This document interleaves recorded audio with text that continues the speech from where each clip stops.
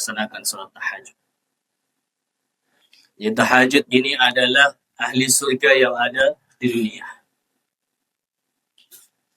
Jadi ketika kita ingin melihat orang-orang, para ahli surga yang ada di dunia, maka lihatlah orang-orang yang senantiasa bangun malam mengerjakan salat tahajud. Dalam Quran surat ke-51 di ayat ke-15 sampai ke-17. Innal muttaqina fi jannati wa 'uyun. Sesungguhnya orang-orang yang bertakwa itu akan ditempatkan di taman-taman surga. Apa keistimewaannya? Akhirina ma atahu rabbuhum.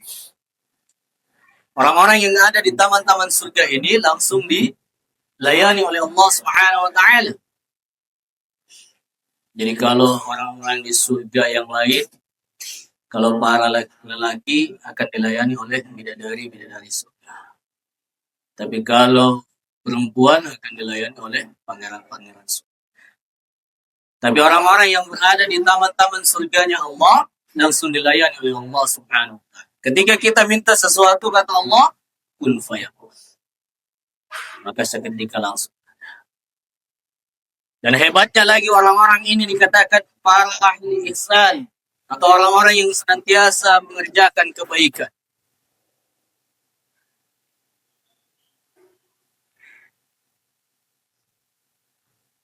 Siapa mereka? Kanu qalila minal laili ma yahja'un.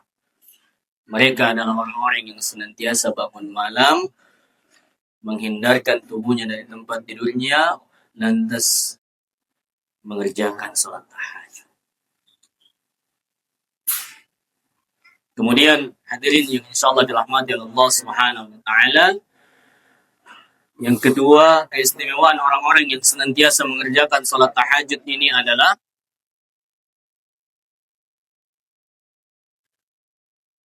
orang-orang yang langsung dipuji oleh Allah Subhanahu. Dalam Quran surat As-Sajdah, tatajafa junubuhum 'anil madaji yad'una rabbahum. Ini adalah ayat sajadah ketika kita sujud langsung Allah memujinya.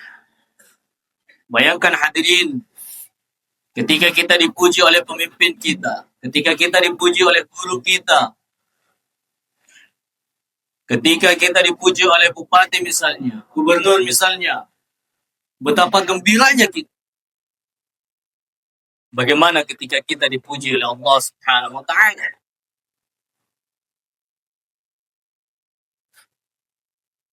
Maka hadirin yang insyaallah dirahmati Allah Subhanahu wa taala, ketika kita ingin diingat-ingat oleh Allah Subhanahu wa taala, dipuji oleh Allah Subhanahu wa taala, maka jangan tinggalkan salat tahajud.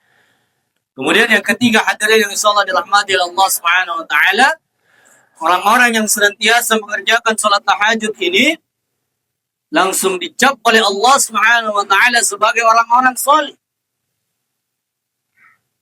Dan orang-orang saleh ini ditempatkan di surganya Allah Subhanahu wa taala bersama semua para nabi. Dalilnya mana?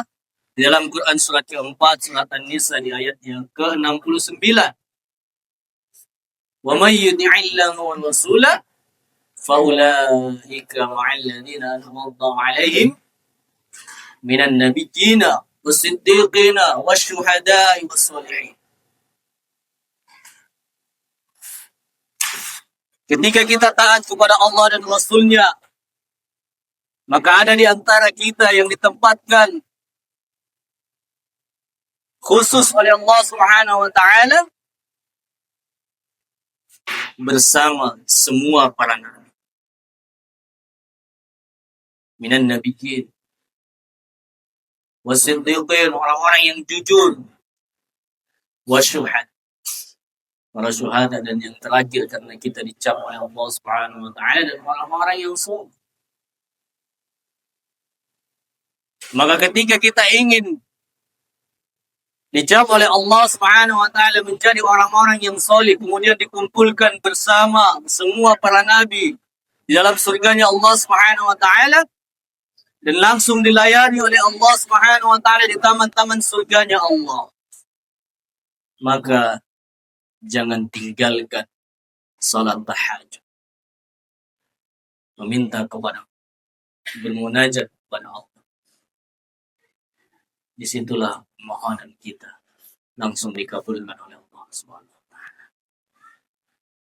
Maka hadirin yang insyaallah dirahmati Allah Subhanahu wa taala, momentum Ramadan ini mari kita berdoa kepada Allah Subhanahu wa taala semoga kita menjadi hamba-hamba pilihan Allah yang senantiasa dibangunkan tahajud oleh Allah Subhanahu wa taala untuk langsung bermunajat kepada Allah Subhanahu wa taala.